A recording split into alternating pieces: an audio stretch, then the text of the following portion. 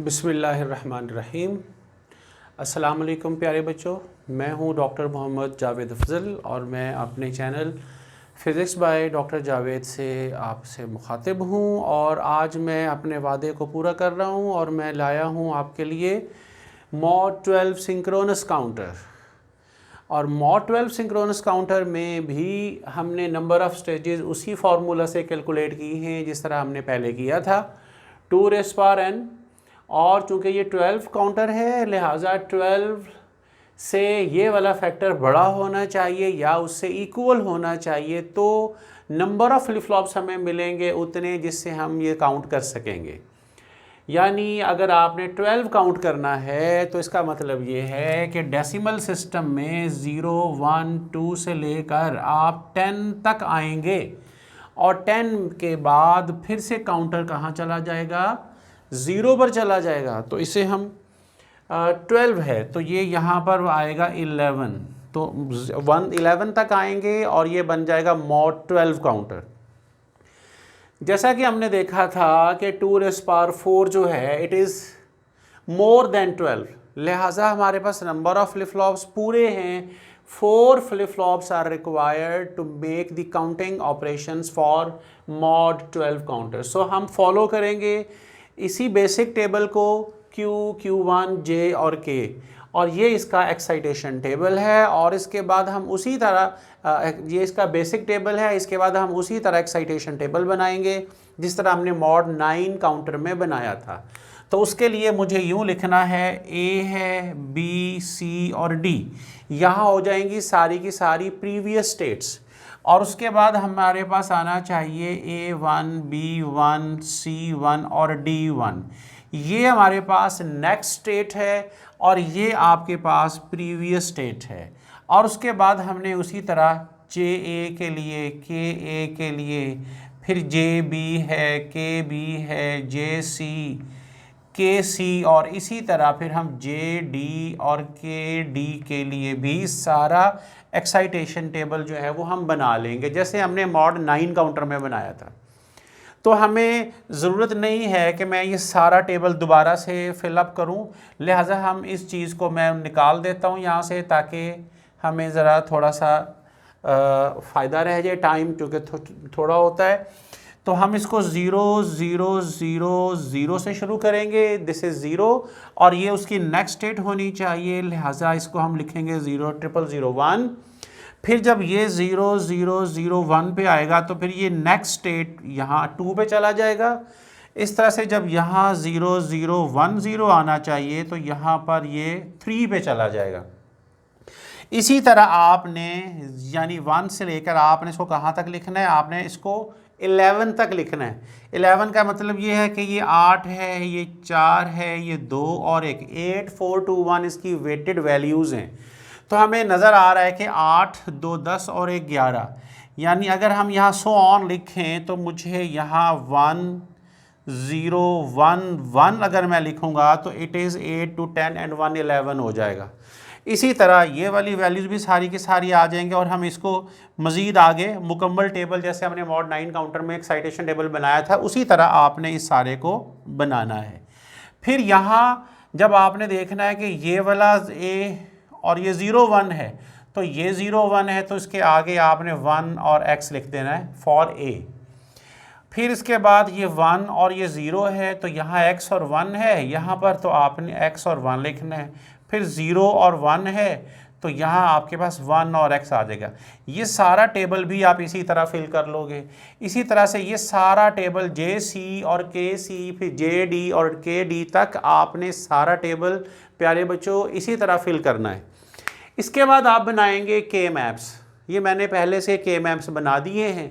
तो यहाँ पर ये JA का K मैप अगर बना हुआ आपको नज़र आ रहा है अच्छी तरह से तो आप देख सकते हैं कि जो कॉम्बिनेशन हमें यहाँ चाहिए है, जो कॉम्बिनेशन हमें यहाँ चाहिए है वो ये वाला है। और यहाँ पूरा जो है हमें मिल रहा है 1, JA की वैल्यू कितनी आ रही है 1, क्योंकि मुकम्मल अगर सारे सेल्स मिल जाएं तो हम उस वैल्यू को 1 गिना करते हैं। तो ये 1 वैल्यू हो गई। इसी तरह ये भी सारा का सारा 1 है तो KA की वैल्यू को भी 1 हम लेते हैं। और इसके बाद आते हैं हम जे बी की तरफ। हमें यहाँ सिर्फ ये कॉम्बिनेशन हमें मिल रहा है, हमें मैक्सिमम वंस और मैक्सिमम एक्स इस लूप के अंदर लेने होते हैं और यहाँ से जो वैल्यू हमें जे बी की मिलेगी वो ए मिलेगी। और ये किस तरह मिलेगी ये मैंने पहले अपने के मैप की वीडियो के अंदर ये सारा एक्सप्लेन कर दिया था। आपको अगर इस चीज़ की समझ नहीं आती तो फिर इसका मतलब है कि आपको मेरी के मैप की वीडियो देखनी चाहिए। तो यहाँ भी उसी तरह के बी की वैल्यू ए के इक्वल आ गई। जे सी में हमें सिर्फ ये दो चीज़ें मिलती हैं, तो यहाँ हमारे पास जो वैल्यू आती है वो A dot B dot D prime है। इसी तरह यहाँ के सी जो है वो भी ए डॉट बी आ जाएगा। जब यहाँ हम जे डी की बारी आएगी तो हमें A dot B dot C मिल रहा है। इसी तरह के डी में इस लूप के वजह से जो इक्वेशन हमारे पास बनेंगी वो ए डॉट बी हमारे पास आती है। अब हमने देखना है कि इसकी जो सर्किट डायग्राम है वो हमने किस तरह बनानी है। तो सर्किट डायग्राम के लिए फिर हमें इन वैल्यूज़ को लेना है और उसके बाद फिर मैं ये नीचे से ये मिटा दूंगा ताकि मैं वैल्यू सारी की सारी ऊपर एक दफ़ा लिख लूँ। तो जे ए की वैल्यू आ गई है हमारे पास 1 और के ए की वैल्यू भी कितनी है 1। इस तरह जे बी जो है दैट इज़ इक्वल टू ए और के बी भी आपके पास ए के इक्वल आया है। जे सी जो है ये आया है A dot B dot D prime और के सी जो है वो ए डॉट बी इसकी वैल्यू आई है। जे डी जो है it is A dot B dot C और के डी जो है that is A dot B. ये मैंने सारी वैल्यूज़ लिख ली। अब उसके बाद हमें देखना है कि ये हम सर्किट डायग्राम इसकी कैसे बनाएंगे। तो सर्किट डायग्राम के लिए फिर हमें कुछ स्पेस चाहिए यहाँ, तो उसके लिए फिर मैं ये दो चीज़ें जो हैं ये मैं मिटा देता हूँ।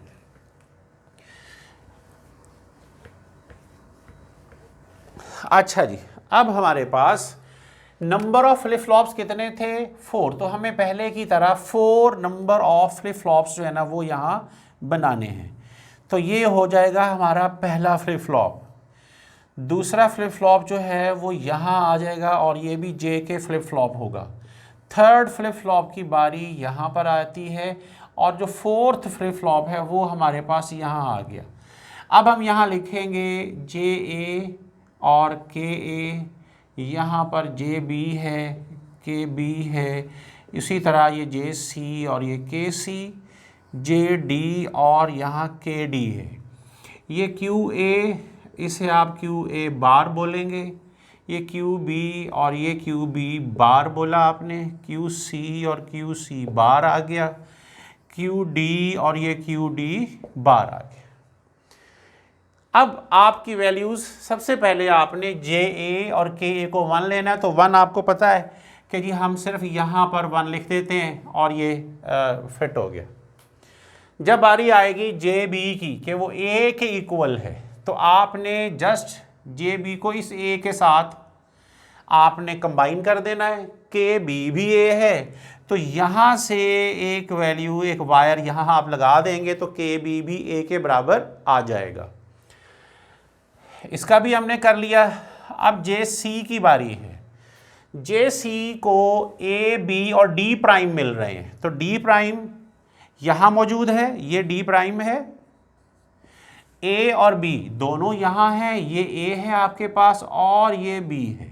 यहाँ सी को जो आपने लगाना है वो कौन सा गेट बनेगा यहाँ पर प्यारे बच्चों, 3 इनपुट्स हैं और यहाँ पर हमारे पास एंड गेट लगेगा और साथ में एक जो है वो डी प्राइम यहाँ से आ रहा है। लिहाजा आपने इसको यूँ करना है कि डी डैश डी प्राइम और ये आप यहाँ से ले आएँ लाइक दिस, ये आ जाएगा और ये आ जाएगा। यहाँ आपने एक ये आ गया आपके पास ए, ये है बी और ये डी डैश हो गया और ये चली गई जे सी को। के सी जो है that is just A dot B, ये ए डॉट बी है।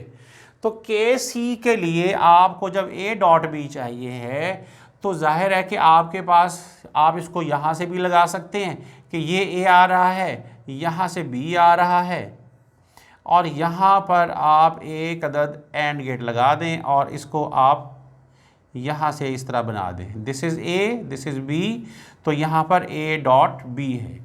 इसी तरह यहाँ A dot B dot D prime है। ये भी कंप्लीट हो गया। अब इसकी बारी है जे डी की। जे डी में हमारे पास A dot B dot C है। तो यहाँ जे डी के लिए आपने यहाँ पर भी जाहिर है कि एक एंड गेट लगेगा और इसकी 3 इनपुट्स होंगी, बी से आ रहा है, सी से आ रहा है। तो आपको पता चल रहा है कि ये जो ए डॉट बी है ना, ये हम यहाँ पर दे सकते हैं और ये सी वाली इनपुट हो गई और ये वाली जो है ये हमारे पास इस तरह से हम इसको दूसरी इनपुट को ले सकते हैं। तो ये C है और ये A डॉट B है। तो यहाँ हमारे पास A dot B dot C आ गया। KD जो है वो भी A डॉट B है, लिहाजा ये KD, तो KD को भी डायरेक्ट आप यहाँ से इसके साथ मिला दें तो ये KD भी A डॉट B के बराबर आ गया। अब यहाँ अगर आपको देख समझ में आए तो QD, यहाँ एक बल्ब लगा हुआ होगा, यहाँ एक बल्ब होगा और यहाँ पर भी एक बल्ब होगा, एक बल्ब यहाँ पर भी होगा।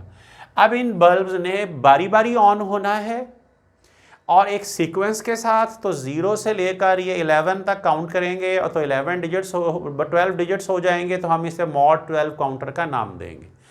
तो प्यारे बच्चों, ये था हमारा मॉड 12 काउंटर। तो अब इस टॉपिक के ख़त्म होने के साथ साथ आप मुझे इजाज़त दें। अगली दफ़ा मैं नया टॉपिक डिजिटल इलेक्ट्रॉनिक्स से आपके लिए लेकर आऊँगा। बहुत शुक्रिया। अल्लाह हाफ़िज़। अपना ख्याल रखें।